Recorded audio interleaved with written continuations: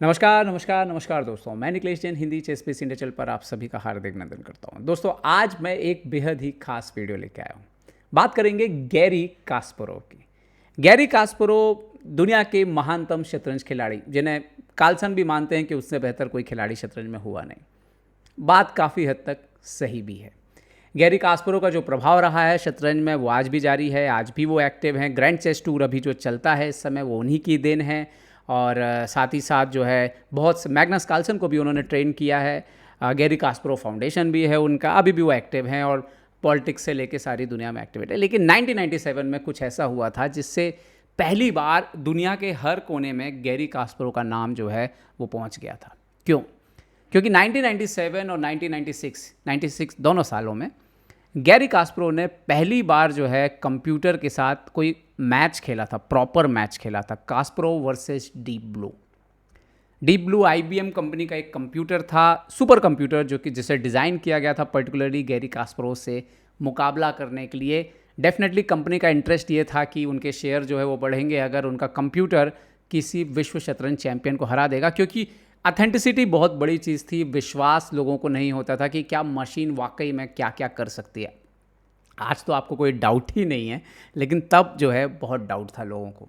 और आईबीएम के लिए ये एक्सपेरिमेंट जो था वो बहुत ज़्यादा इम्पोर्टेंट था, इतना ज़्यादा था कि उसमें उस कास्परोव से जीतने के लिए बहुत बहुत कुछ किया गया। अब अगर आप ये सब जानना चाहते हो तो एक सीरीज़ आई है, वेब सीरीज़, 6 एपिसोड की वेब सीरीज़ है। पहला पार्ट करके रिलीज़ किया गया है, गैरी कास्परोव का है। सीरीज़ का नाम है रीमैच।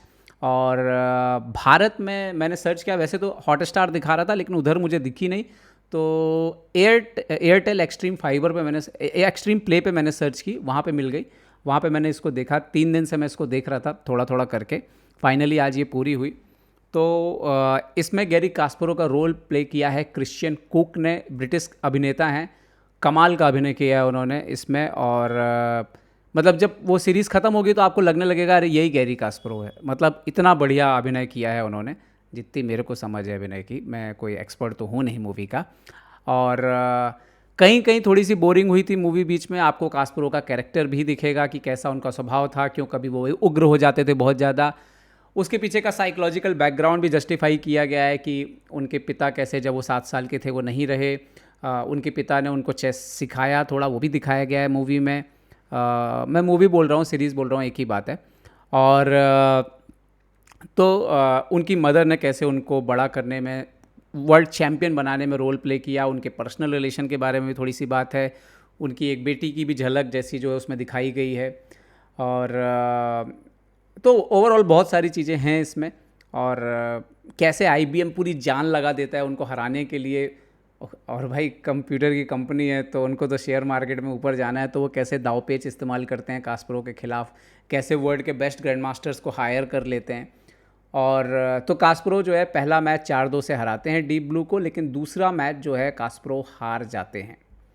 तो जब दूसरा मैच कास्परोव हार जाते हैं तो वो कैसे हारे हैं आखिरी राउंड, उसी के बारे में वो पूरा रीमैच का आखिरी एपिसोड जो है वो बहुत ही ज़्यादा इंपॉर्टेंट हो जाता है। और आखिरी एपिसोड एक्चुअली बहुत अच्छा बना है। तो बीच के शायद 1-2 एपिसोड थोड़ा बोरिंग हुए हैं, बट आखिरी एपिसोड आपको पूरे समय जो है वो बांध के रखेगा।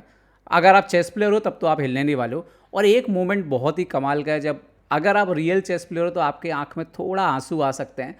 जब एक मैच ड्रॉ होता है, मैं पूरा डिटेल में नहीं बताऊंगा आपको, स्पॉइल नहीं करूंगा सब कुछ।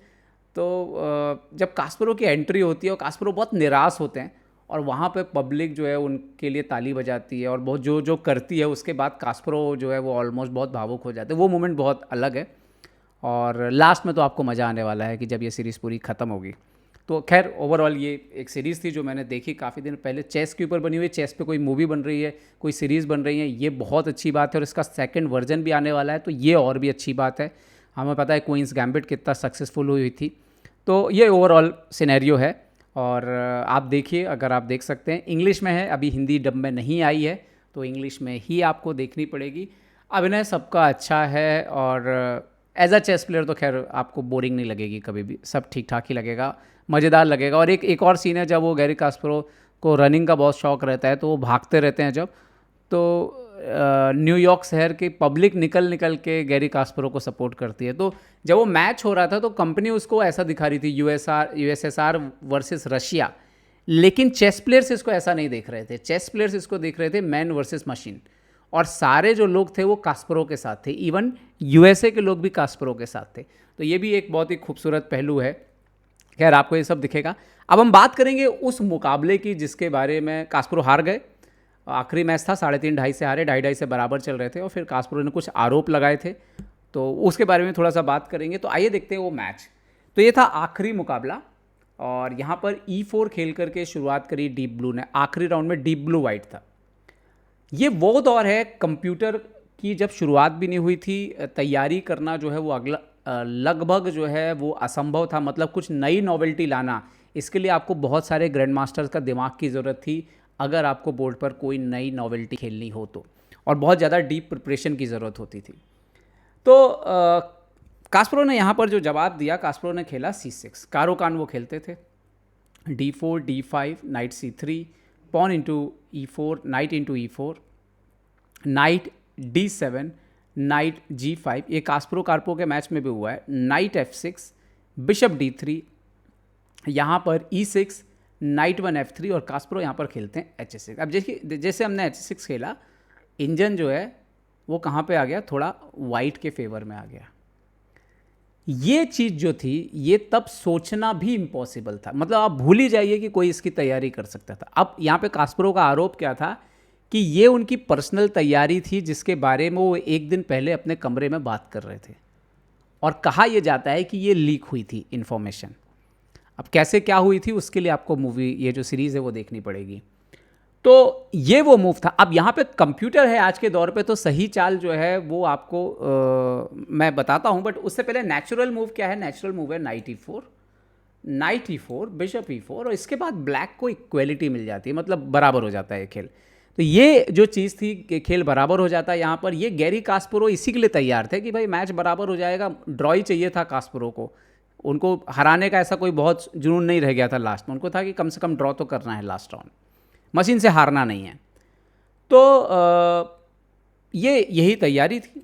लेकिन जो कास्परोव की पर्सनल ट्रेनिंग थी उस पर कास्परोव एक जो जानते थे वो थी सही चाल नाइट E6। ये इतनी डीप मूव है, इतनी डीप मूव है कि आज भी इसको जस्टिफाई करना अगर आप बिना कंप्यूटर की मदद के खेलें बहुत मुश्किल है। अब यहाँ पे कास्परोव ने जो खेला उसके बाद कास्परोव तो पहली बार चौंक गए कि ये कैसे पॉसिबल है, ये तो किसी को पता ही नहीं था। और सच मानिए उस दौर में ये किसी को पता होना पॉसिबल था ही नहीं। अब यहाँ पर जब तक है ना, तो जब तक कि आपका खुद का घर का आदमी जाके ना बता दे। क्वीन E7, तो आप इन्होंने खेला कैसल, मतलब पूरा पीस दिया हुआ भाई। कास्परोव ने यहाँ पे मारा पॉन से, बिशप G6 चेक आता है, वही पूरा थ्रेट था। किंग जाता है यहाँ पर D8 पर। और अब ये पोजीशन जो है, इसके बाद आप देखिए कि ऐसा कुछ नहीं हो रहा है। ब्लैक खेलता है, वाइट खेलता है बिशप F4, ऐसा कुछ डायरेक्ट नहीं हो रहा है। लेकिन मेन प्रॉब्लम क्या हो गया है कि यहाँ पर आपके जो अधिकतर पीसेस हैं, ये चाहे आप ये देखिए, चाहे आप ये देखिए, ये देखिए, ये देखिए, ये देखिए, सारे पीसेस जो है वो जाम हो रहे हैं, और किंग का पोजीशन जो है वो काफ़ी ख़राब हो रहा है। तो पूरा जो पॉइंट ऑफ व्यू है कि एक पॉन मर चुका है और ये जो पॉन है इसको कभी भी टारगेट किया जा सकता है। तो पूरा का पूरा जो सेटअप था, यहाँ पर कास्परोव जो है वो फंस जाते हैं।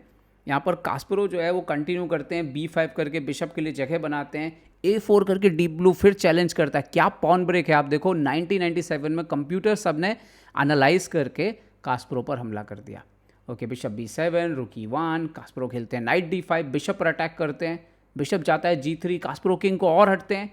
यहाँ पर pawn into A5, pawn into A5, queen आता है आगे पॉन पर अटैक करने, बिशप से सपोर्ट लगाते हैं, और अब आता है बिशप E6। कास्परोव पूरी तरह से जाम हो जाते हैं, कुछ समझ नहीं आता कैसे कंटिन्यू करेंगे गेम को। फाइनली बिशप को मारते हैं, रुक अंदर आता है, दे देते हैं यहाँ पे पीस, बट जैसे ही C4 आता है यहाँ पर कास्परोव रिज़ाइन कर देते हैं। क्योंकि प्रॉब्लम ये है कि इस पोजीशन में आप कंटिन्यू कैसे करोगे। मान लो कि आप नाइट को पीछे लेते हैं अगर, तो क्वीन इंटू F5 आ रहा है और पूरा गेम जो है वो आप देखिए ऑलरेडी चला गया है और अभी भी गेम चल सकता था, लेकिन कास्परोव को जितनी मतलब खेल की समझ वो तो उस समय किसी को भी नहीं थी। वो समझ गए थे कि गेम खत्म हो गया आफ्टर C4, उन्होंने रिज़ाइन कर दिया। जैसे यहाँ पे पॉन इंटू पॉन भी मारे तो आफ्टर क्वीन C4 जो है राजा है ये पूरा एक्सपोज हो चुका है, बहुत ख़राब पोजीशन थी। तो C4 के बाद ही जो है वो कास्परोव हार स्वीकार कर लेते। तो ये पूरा आप मूवी देखोगे आपको बहुत कुछ समझ में आएगा, बहुत कुछ पसंद आएगा, हो सकता कुछ नापसंद भी आए, लेकिन देखना तो ज़रूर, अगर आप चेस प्लेयर हो तो एक बार ज़रूर देखना, आपको पता लगेगा कि आखिर कैसे कंप्यूटर ने गैरी कास्परोव को 1997 में हराया था। इस मैच के बाद IBM ने ये जो कंप्यूटर बनाया था डीप ब्लू, इसको डिसमेंटल कर दिया था और ख़त्म कर दिया था, क्योंकि उनको तो फ़ायदा हो गया था, उनके तो शेयर वेयर आसमान छू रहे थे, तो उनको जो फ़ायदा होना था हो गया। और उन्होंने उसको, आर्टिफिशियल इंटेलिजेंस का इतना एक्सेप्टेंस नहीं था तब भी, तो तब तो बिल्कुल ही नहीं था, तो उन्होंने उसको तुरंत ही जो है वो ख़त्म कर दिया था। तो देखिएगा इसको जा कर के, और उम्मीद है कि ये मुकाबला आपको पसंद आएगा और थोड़ा ज़्यादा स्टडी करके आप खेलना चाहो तो खेलो, रिस्क ले लेना ये लाइन खेलने का। नमस्कार दोस्तों।